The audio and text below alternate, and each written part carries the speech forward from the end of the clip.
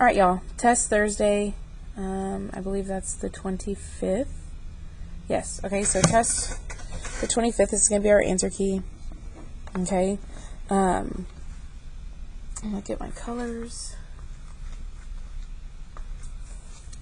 I actually hate this graph, so I'm going to go ahead and make my axis darker, because it's hard to tell which one is your axis.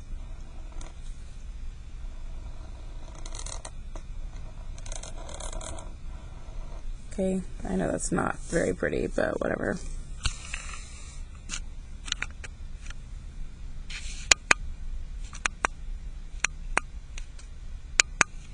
Okay, so there's my X. Okay, that way you can actually like see where it's at. Okay, first things first.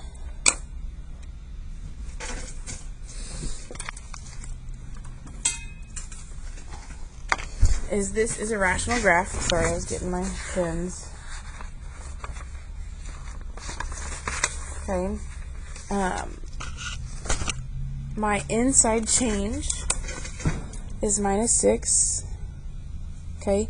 I want you to realize that my inside change being -6 means it goes right 6. So I'm going to go ahead and write that down. Right 6, which means my asymptote is right 1, 2, 3, 4, 5, 6.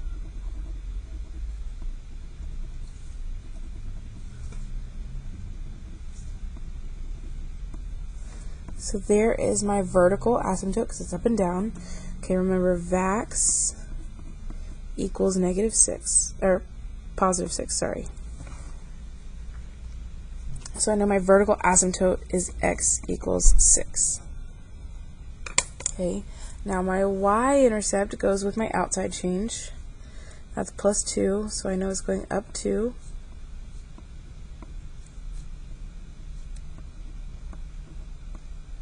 Okay, and that's horizontal.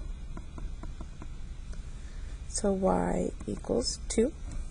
Okay, now this does not have a removable discontinuity because we didn't cancel anything. So I do not have a hole. This is just your hole.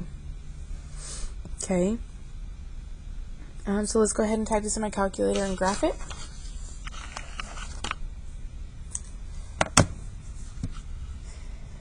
So I'm going to go to my y equals. Excuse me. And type it just the way I see it. Go find my error. That's my asymptote, which x equals 6 is what I have, so that's right. And plot my pretty points. So 5, 1. And 7, 3. Remember, you can always hit graph. I know it's going to look like this.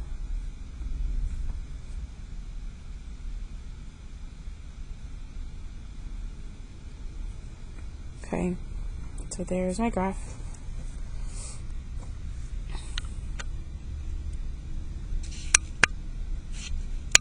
There we go. Okay. My x-intercept, it does touch x-axis. So remember, x-intercepts are kind of the weird ones to find. You're going to go make y2 equal 0.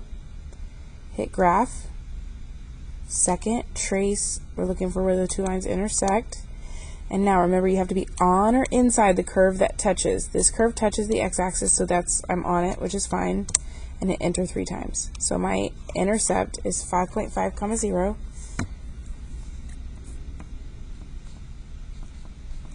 Okay, now my y-intercept is the easy one to find. You'll just go to your table and look for where x is 0, y is 11/6. So there's your answer. Okay.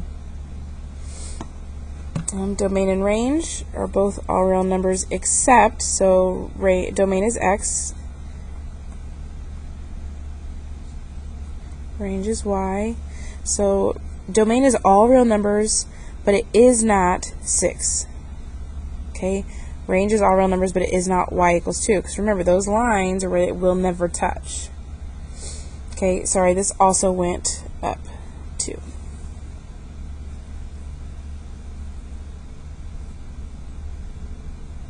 Alright, let's keep going.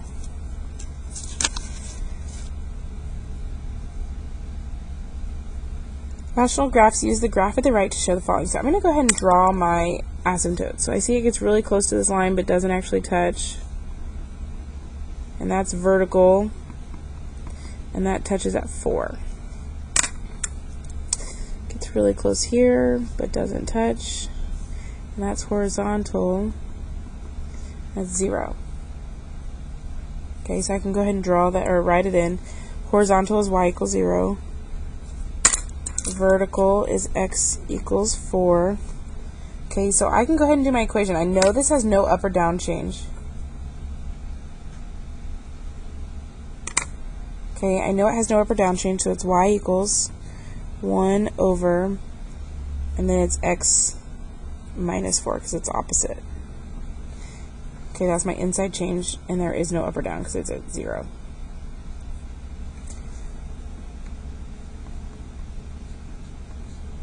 Domain is x, range is y.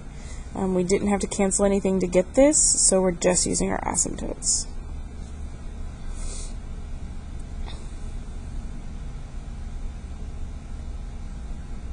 So this has no removable discontinuity. It has no hole. Okay, remember I told you don't have to do number 9. Okay, so look at number 7. Does this one have a removable discontinuity or a hole? No, because we didn't have to cancel anything. Okay, horizontal asymptote. Well, that's your side to side, which has to do with your up and down. Okay, so I'm going to go ahead and circle all my outside changes. So this one doesn't have an outside change, which makes it y equals 0. This one has a minus 6, which makes it y equal negative 6. This has a plus 3, which makes it y equals 3. It's a plus 8, which makes it y equals 8. This one, these will cancel, and it has no outside change, so y equals 0. Now my inside change, and remember it's always opposite, so x equals negative 7. This has no inside change, so x equals 0. This has a minus 1 inside change, so x equals positive 1. Minus 4 inside change, so x equals positive 4. And a minus 2, which gives us x equals positive 2. Now, does this one have a hole? No, because nothing cancels. This one does not have a hole because nothing cancels. This one does because that canceled. So remember, in your calculator, you can type the original and what you came up with.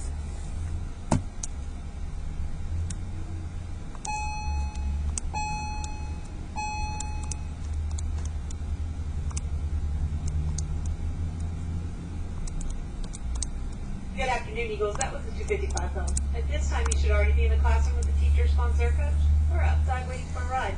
After this time, you need to have a pass. Double error is your vertical asymptote. So we wrote x equals 1. And we're looking for the single error. So there it is. So negative 5, negative 1/6.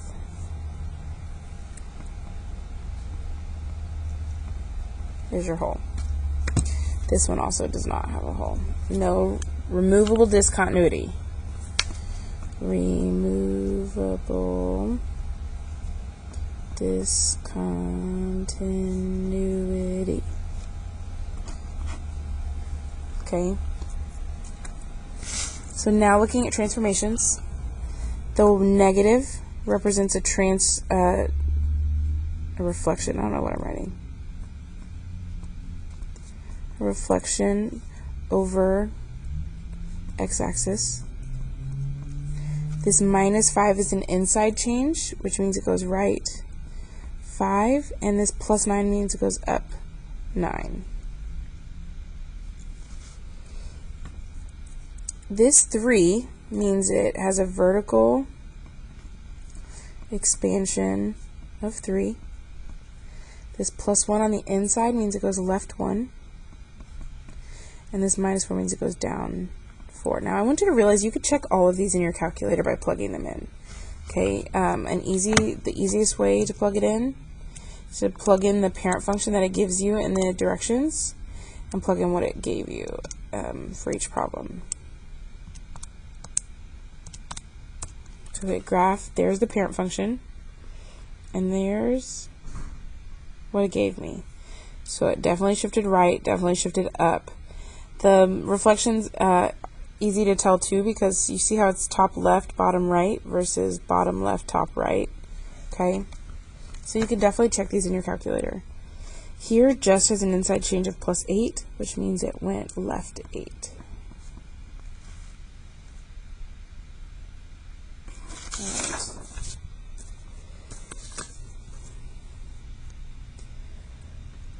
Okay, I know that these points are kind of, excuse me, I'm so sorry, these points are kind of bad.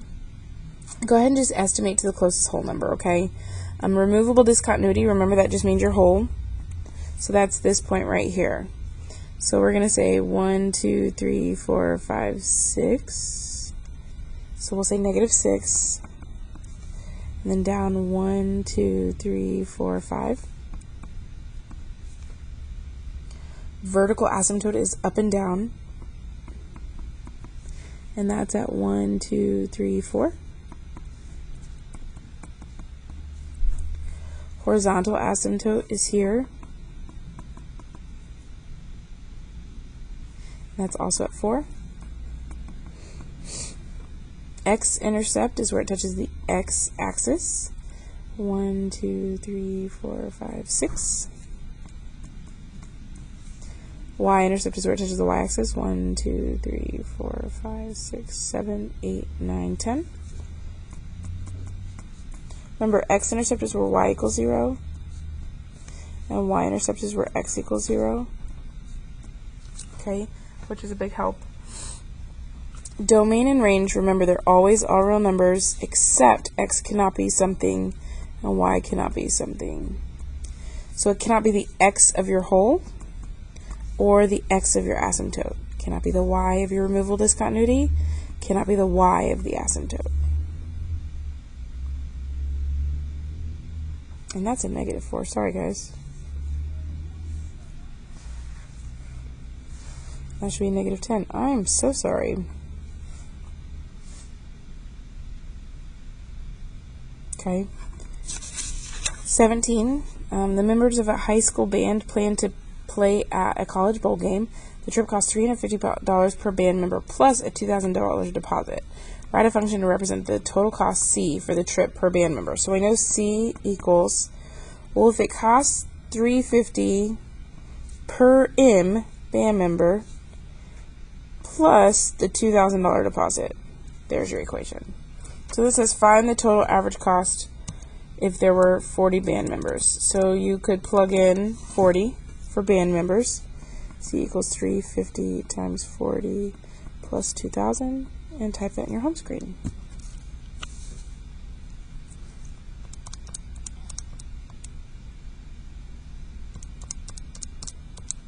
Just me $16,000.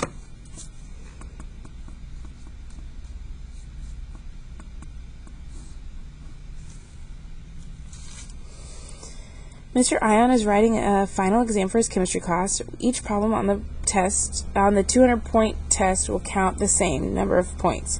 The function y equals 200 divided by x gives the point value y for each equation when there are x numbers of questions on the test.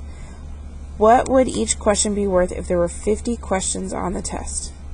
So it says y is your point value, x numbers of tests on the question. So that's my x. So y equals 200 divided by 50. So it's 4. So y equals 4.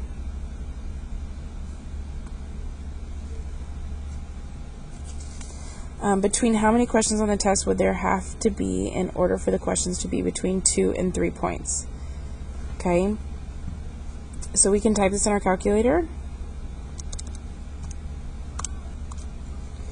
So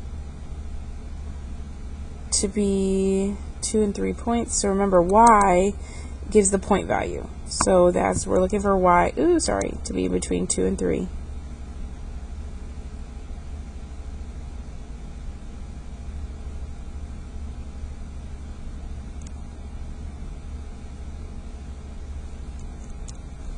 So it's 3 points. We'll say 67 to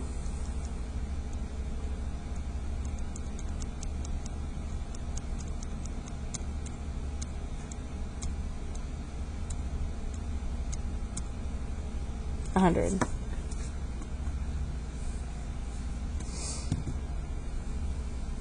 Questions?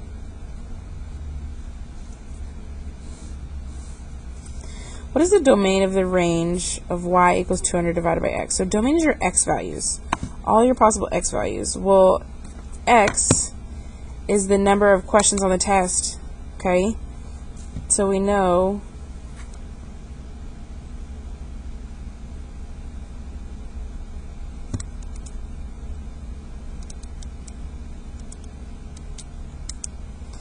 that we cannot have negative number of questions. So we know it starts at 1.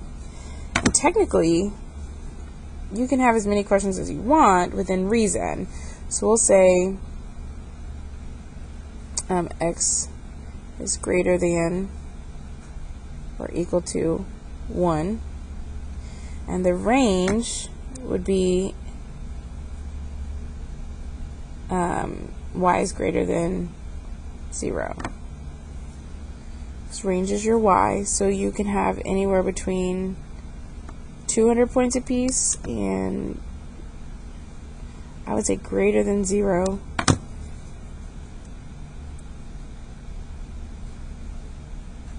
But equal to, you could have up to 200 questions.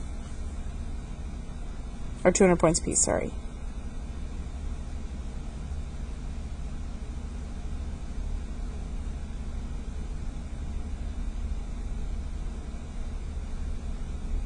Okay, look at number 19, 20, and 21.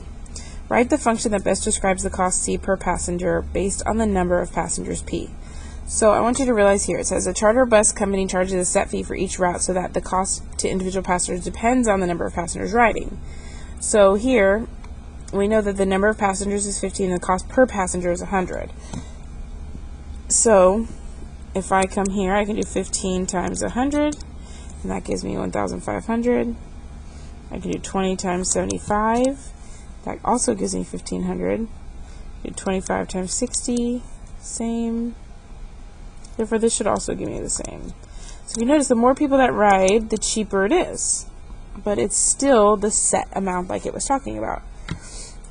So it says, write the function that best describes the cost C per passenger based on the number of passengers. Well, we know it's going to cost 1,500. And it's divided by the number of passengers. So on Monday, the charter bus had 60 passengers on board. On Friday, the same flight had 50 passengers on board. Who had to pay more for their ticket and by how much? So if there were 60 on board, they would pay $25.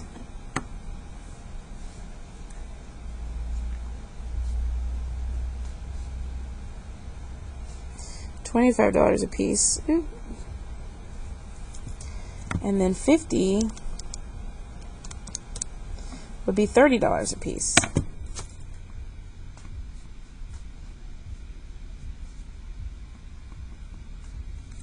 So it says who had to pay more for their ticket and by how much. So the 50 passengers paid more.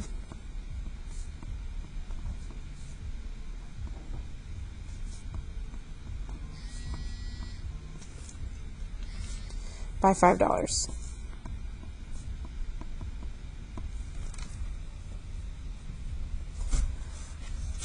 Okay, so if y varies inversely as x, okay, so I'm going to show you the notes on this just as a reminder. So this is direct variation where y equals k times x, and inverse is y equals k over x. So I know inversely is y equals k over x. Okay, remember we built tables. So when x is 6, y is 345.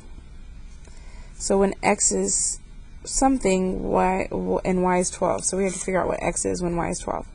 So inversely, remember if I wanted to get k by itself, I multiply both sides by x. So x times y gives me k. So 6 times 345, that's my k, 2070. So y equals 2070 over x. Well, I don't know x, but I know y. So I know 12 equals 2070 over x times x times x. And then I can divide by 12, divide by 12. And I get x equals 172.5.